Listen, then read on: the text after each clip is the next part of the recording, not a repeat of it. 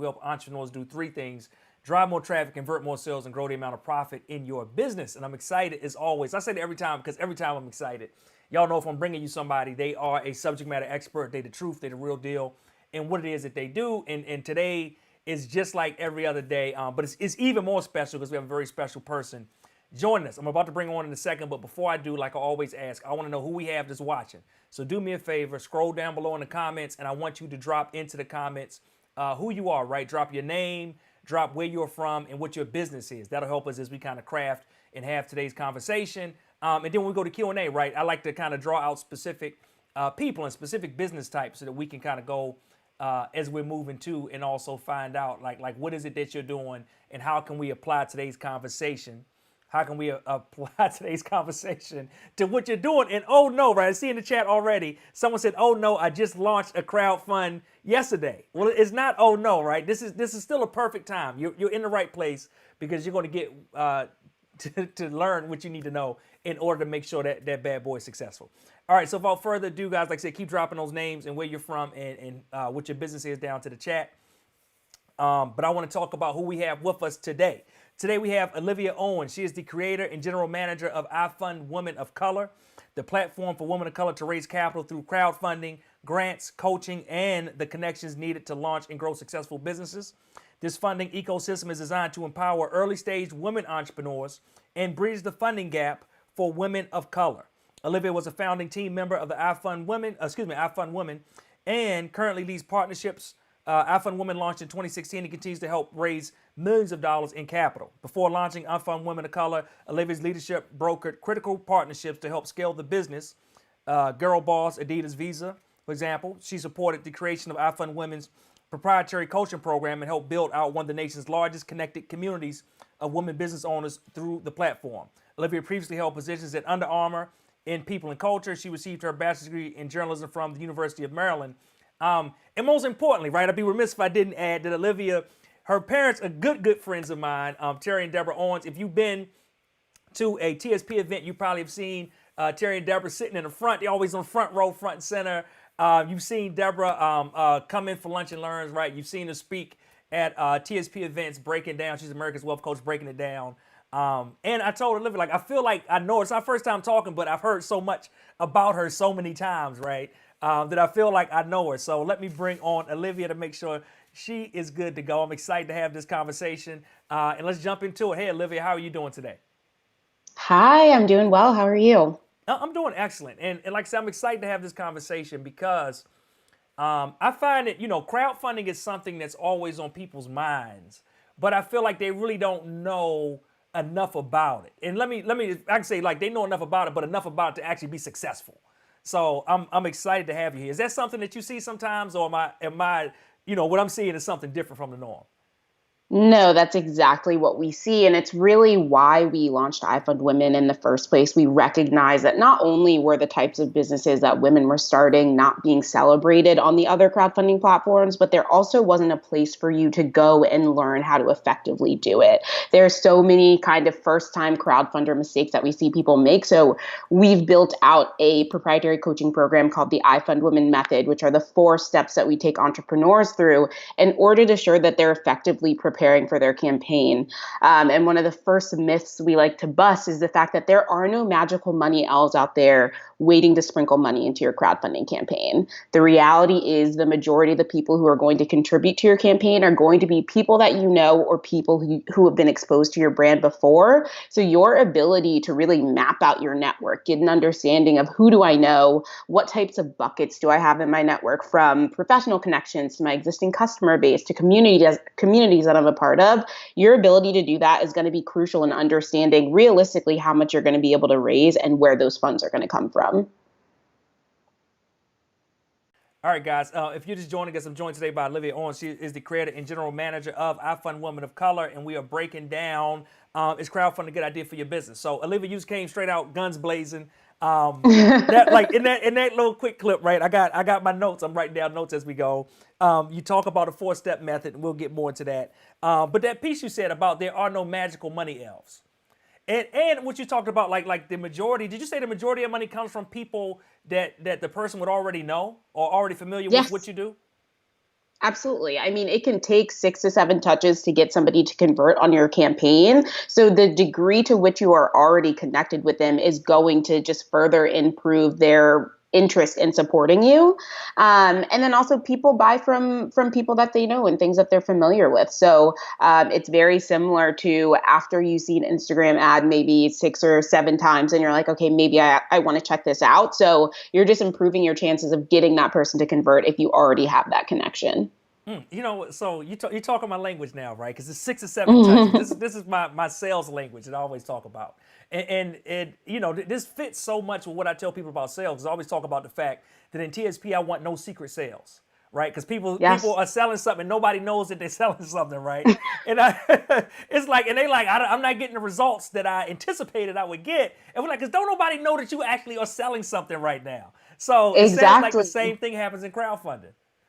It really is. I mean, we see crowdfunding as sales and marketing. It is a marketing tactic for your business. It gives you something super specific to talk about for a 30 to 45-day window. But I think beyond that, exactly what you're talking about is probably the second myth that we see crowdfunders have, the fact that like I can post about my campaign once or twice and people are going to know. The reality is how many people see the majority of the posts that you share and so on. People are so busy. So giving people the opportunity to tell you no, actually getting in their face, going to them with a specific ask is what we push our entrepreneurs to do, because at the end of the day, what matters most is that you're getting your campaign in front of as many people as possible, not the fact that this person didn't support you or this person did.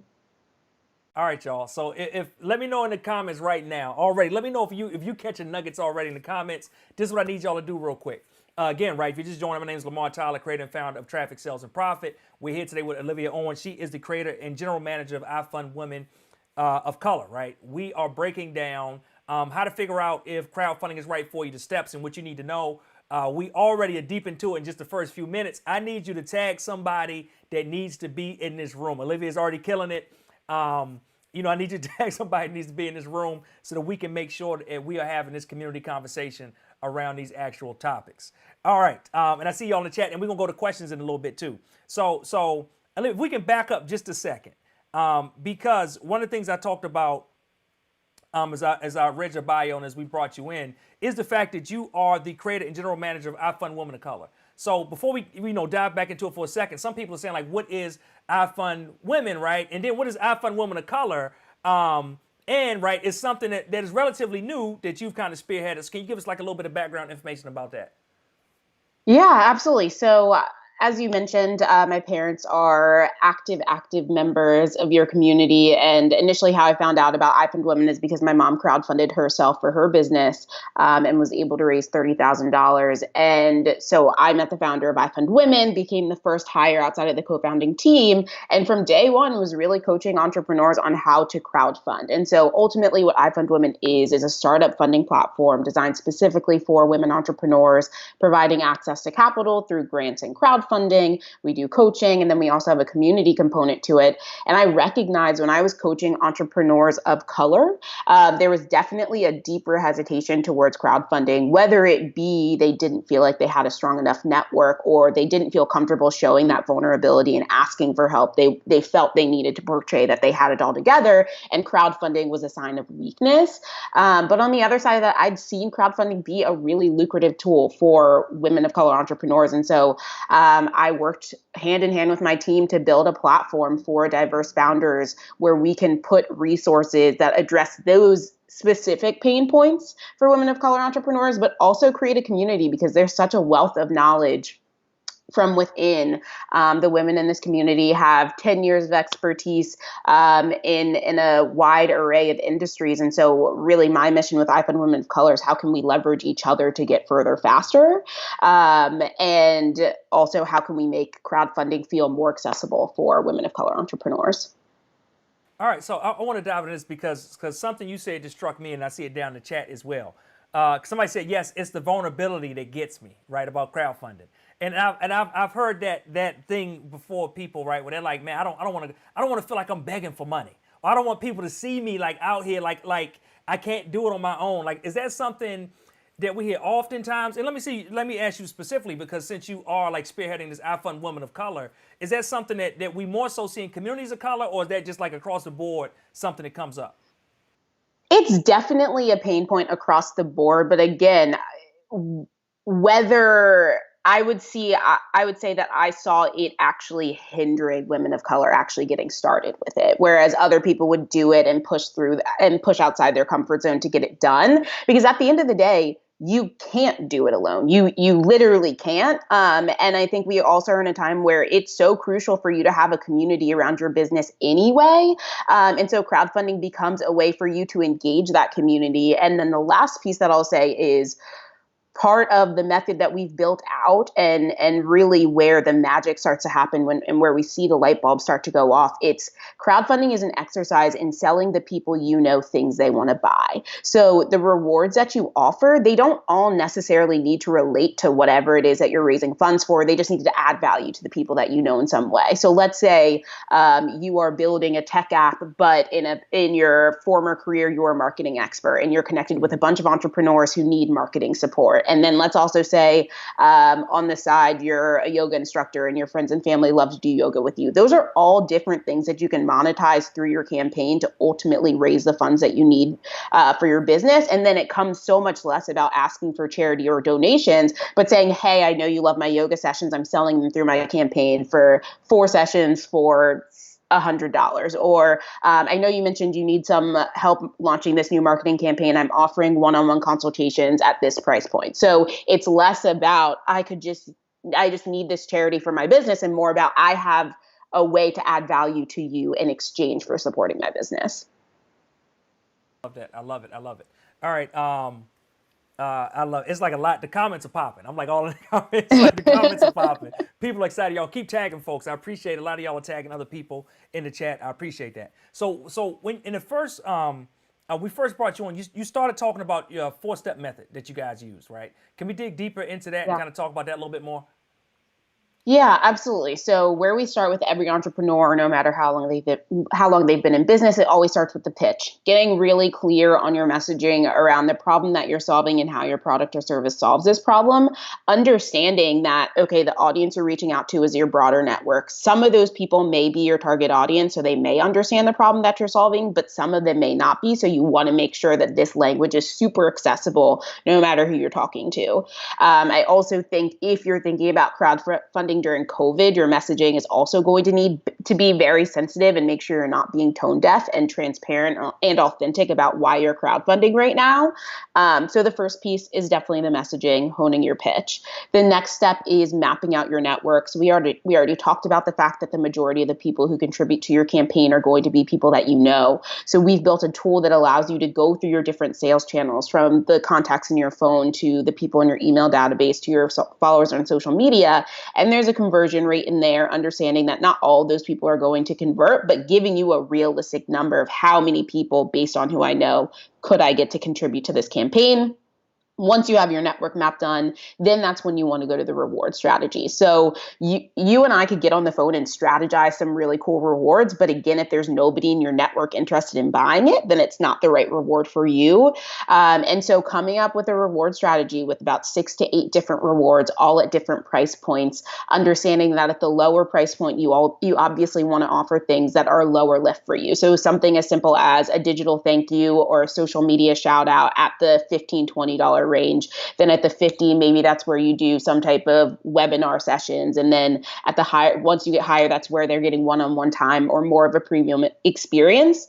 And then the last piece is your marketing strategy. So again, we've talked about those 6 to 7 touches. So mapping out what those 6 to 7 touches are going to be, posting on social, doing email marketing, but also making sure you're hitting people on that one-to-one level with a specific ask. And we talked about this. It's not simply, hey, if you could contribute to my campaign, that would be great. It's, hey, I'm offering this thing that I think would be really great for you. Or if you could contribute at $40 mark, that would go a long way. So people aren't sitting there and wondering, well, how much is she expecting me to contribute? You're making it super easy for them to execute on your ask.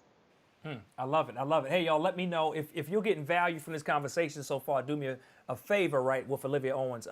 Do me a favor. I need you to give us some hearts, give us some likes, give us some emojis in the chat, right? I need all this kind of stuff, and make sure you tag people to get them here. Make sure you share this on your actual pages as well, because more people in our community need to be a part of this conversation. All right, Olivia. So I loved all of that. I love the 4 steps.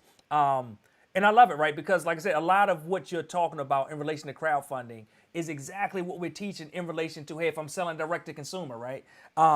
Exactly. I need to start off by knowing the problem that I'm solving. Like what, what is the problem? What is the actual pain point, right? How's my product or service provide a solution to that? Who's the actual audience that I'm talking to? Like so many nuggets. I love it. I'm just here nodding my head. I'm in total agreement. I love every part about it. In the comments, I love Victoria said, in Kenya, women do these crowdfunding among a handful of women. I fell into this vulnerable space when I got to the USA. So she said she's glad to be re-indoctrinated into this topic. So Victoria, we're glad that you are as well. I love it. Let me see. Ihi, let me know if I said that correctly in the chat, please. She said, I love that you said we can exchange other services as rewards instead of rewards related to the business with crowdfunding. I'm changing mine right now. And I think that's who said they actually just launched theirs maybe like yesterday or something. So this is a right on time conversation for them. Guys, if you got questions, do me a favor and drop them down to the chat. We'll be going into the actual questions in the Q&A in just a second. What's up, Janelle? Janelle said this is great. Linda West said she loves this. We've got a lot of hearts. Angela, what's up? Angela from Band Blue said value in all caps. That was in all caps, Olivia.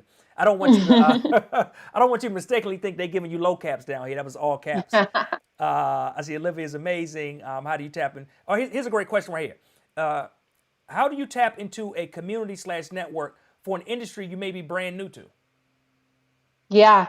So I think this is a matter of community building around your business. And what I would say the first step is, if you are trying to build that community, is understand where your target audience is already spending their time and the types of conversations that are happening, and then figure out how you can add value in some way. Is there a component of their really experience in this new industry that you're stepping into, but do you have an outside perspective or an outside expertise that can add value in some way? And whether it could be as simple as a podcast recommendation, a free webinar, some type of offer or give that you can provide. When it comes to marketing for us, we always take the 80-20%. 80% of the content that you're putting out there should be value add, and only 20% should be selling. So you don't want to go into these communities and immediately be trying to sell them things, but just really, again, start to understand their pain points and where you can add value in some way and pull them into kind of your arena with some offers or with some gives. So that would be my first recommendation. While we're waiting for those questions to come in, Olivia, let me ask you guys, because you guys actually have the ability where people can come and apply for IFundWomen of Color. Can you tell us a little bit more about that for anybody who may be interested? Yeah. So IFundWomen of Color is an application-based cohort. It's a super simple application. Really what we're looking for is that you've taken your business outside of your head and put it on paper. So at minimum, having a website, it doesn't need to be a fully built out platform, but simply a splash page where people can go to learn more. And then also social media channels. You've made some moves towards making this thing a reality. It's a quick application. We also, while we're talking about applications, do grants on IFundWomen. So I highly recommend applying for our universal grant application, which puts you in the running for any of the grants that come up. We just had one with Adidas, one with Visa. We have one that just closed yesterday with Gingerbread Capital, which is a venture capital firm. And so you just want to be in the know for those things. I think grants are really where IFundWomen plays, is that non-dilutive capital, cash in your pocket. You're not giving away any of the space on your cap table. And so we see grants as another really great option as an opportunity to infuse some cash into your business. I love it. And also you guys do workshops as well, right? I want to make sure we talked about that. So yes. like what kind of workshops are they, and how do people get signed up for that? Absolutely. So if you go to ifundwomen.com/workshops, you can see all of the workshops we have coming up. Tomorrow we have one with Allie Kriegsman, who is one of the co-founders of Bulletin, and it's an AMA about how to do e-commerce in a downturn. We have one coming up next week with Alex Wolf, who is a community building expert. So if you're wondering how to do that, she is the former founder of Boss Babe, and she sold that company and has now gone on to coach creatives on how to monetize their businesses. And so we also have our workshop library, so you can catch all of the past workshops that we've ever had. But the topics really span from everything to how to build your first website or how to build an online course or graphic design 101. Really what IFundWomen sets out to be is we know that you can't be an expert in all areas of your business, but how can we give you that base level foundation you need to step into that area of your business with confidence? And so making those resources free during COVID is something that we've done because we want to make the information as accessible as possible. I'm looking down in the chat. I see someone said, I'm a member of IFundWomen, and they give you really great tools for crowdfunding. As a master business coach, I must say their guidance is some of the most comprehensive I've seen, even at the free levels of involvement. So there we go, right? You guys make sure you follow those Love websites. that. There we go. You saw them up on your screen, and make sure you get a hold of them while they're out there. We got a great question from Angela. Angela said, would you say that it is a benefit or a deterrent to do crowdfunding for an established business? A lot of people think, hey, this is for, just for startups or something new. If I'm an established business, should I look at crowdfunding? Yeah, so we see crowdfunding as an exercise in proving demand before you invest in supply. So even if you are an established business and you're wondering if there's a new product that you want to launch or if there's a new initiative that you're thinking about, testing out with your audience if it's something that they're actually interested in. And so we had a really great example of that. Taylor J is a designer based in Oakland. She had a clothing store that had been open for a few years, and she was thinking about launching a plus size collection. And instead of going into her pocket and using the funds to bring the collection to life, she decided to crowdfund for it. She ultimately raised the $30,000 that she needed, but in the end realized that a plus size collection is not something that her audience was necessarily super hungry for. But she was able to test that out in a low risk way without going into debt. So I would say if there's some new ideas that you're thinking about testing out, your crowdfunding campaign can become a really great vehicle to do that. Olivia, before we got a few minutes left, y'all. Keep dropping your questions in. But Olivia, before we leave, right, I wanted to ask if you had any tips or hacks, right, around crowdfunding that people normally don't think of. Because I know, just from being around a few campaigns, I saw that was successful. I know one time, and it just was like stuff I hadn't thought of, right? I know one time I saw someone that had a partnership or like a sponsorship from like Macy's, for instance. And Macy's wanted to actually donate, but I think they wanted to just see it get to a certain level before they did. Or I know Rosalind Goodwin, right here in TSP, her and her daughter have a company called Gabby Bowls. And I know when they were doing a raise, which I think was like around, I think it was like over 25,000 they raised.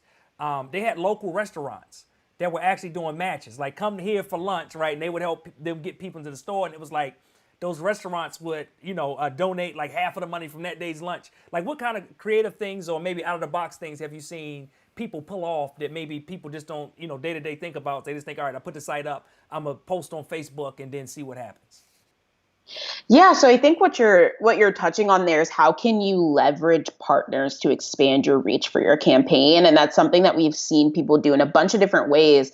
And I think the other component of it is when you're going through that network mapping exercise and seeing who are the people that I know, who are the people that you could leverage their time or their expertise through your campaign in some way and give them some exposure. So something that we've seen campaigns do is if they have a VC in their network who's willing to donate their time, or if they have a well-established, published expert in their network who's willing to donate books to the campaign for exposure for them. So again, it always comes back to how can you add value for other people, whether that be in having a reward that you can offer them or having them participate in the campaign in some way where they're going to want to push it out to their networks as well. I love that. I love it because that's, like I said, to me, that's something just totally different than what we normally see. It's like, all right, I'm selling, this box. And with my box, you're going to get 2 boxes. Or if you don't get 2 boxes, you can get like 2 boxes in 2 mini boxes, right? Exactly. I love the fact that what you're talking about, like who do I know and how can I leverage their gifts, their assets, their talents to be a part of that. I love that. I think that is amazing. Regina said, what is a VC? We're talking about venture capital, right? Or things like that. We had a question. How important is branding and copywriting when it comes to launching your campaign, having like a legit logo, a great video, and good copywriting? Yeah, I mean, you definitely by no means need to break the budget for your crowdfunding campaign. Obviously, you want something that looks good. I think the messaging is what's so crucial, and we do pitch honing coaching on our platform because we know how important it is. The messaging, I think, is going to be a lot more valuable than just some pretty graphics. And it's interesting because we'll see a campaign that goes up that has very, very little beautiful assets or whatever, but they have a strong network that they're turning to who's ready to spend the money. So I would say put more emphasis on building your network and making sure you're understanding them, and don't let pulling together a pitch that you feel 100% on hold you back from getting started. We always say perfect is the enemy of done. At some point, you just have to get something out there, and then you can continue to iterate on it. And the last thing I'll say is the difference for IFundWomen is we're a super flexible platform. So in terms of the fastest access to capital, you keep all the money that you raise through your campaign. The funds hit your account within 2 to 3 business days of somebody contributing. We allow you to extend your campaign out. We allow you to introduce new rewards throughout. We allow you to adjust your goal if maybe you overshot it. I think one of the other things that's really important is, let's say you set your goal at $100,000, but you only raised $25,000. Raising $25,000 is a massive accomplishment, and so we don't want you to view it as a failure by any means. So if you need to make that an adjustment, we make it possible. That's perfect. I just about to ask, like, what happens if you don't reach that goal? Do you lose it? And it sounds perfect. I mean, it sounds like a great opportunity for so many people. Any last words? Anything you want to share or leave the people with on the as we kind of get towards wrapping this up?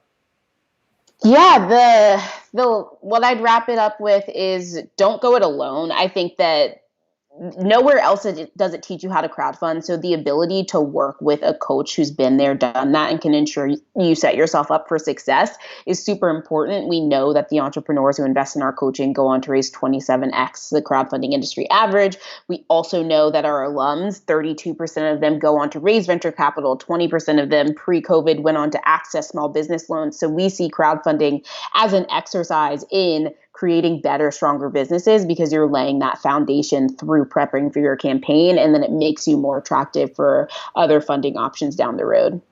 I love it. I love it. And Olivia, I know somebody is saying, all right, this has been amazing. They're going crazy in the comments. If they want to get in contact with you, right, what is the best way they can actually get a hold of you if they need to want to talk more or find out more about you, or get access to you for some opportunities or something they may have?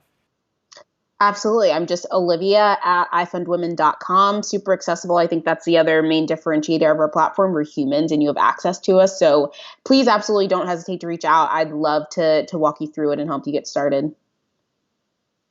So that is it. That was action-packed. That was a lot of information. Olivia, I want to thank you again for coming. I want to thank Deborah and Terry Owens, right, for telling me that I need to get you on here. They've been saying for a while we need to connect, so I'm glad we were able to actually pull this together so that we can make it happen. And we need to talk more. I want to find out how we as TSP can be a resource, right, and how we can connect, some of these amazing entrepreneurs we have with IFundWomen, and specifically IFundWomen of Color, and the amazing platform you guys have. Absolutely. Thank you so much for having me. Thank you so much. And I want to let everyone else know again, make sure if you did not watch this whole video, make sure you catch the replay in its entirety. It was action-packed and phenomenal. From the very first minute, from Olivia's very first introduction, she hit the ground running and started dropping nuggets. So I want to make sure you go back and get hold and access to that. Again, today we were joined by Olivia Owens. She is the creator and general manager of IFundWomen of Color. And hopefully just encourage you guys to kind of get out of the box, put some of those limitations that you may be putting on yourself to the side, so that you can get the funding and the access that you need to that capital, so that you can begin to build your business and scale it and grow it to the next level. Again, my name is Lamar Tyler, creator and founder of Traffic, Sales, and Profit. I want to thank you all for watching, and we'll see you next time with more great content, more great experts to help you build your business. Thank you.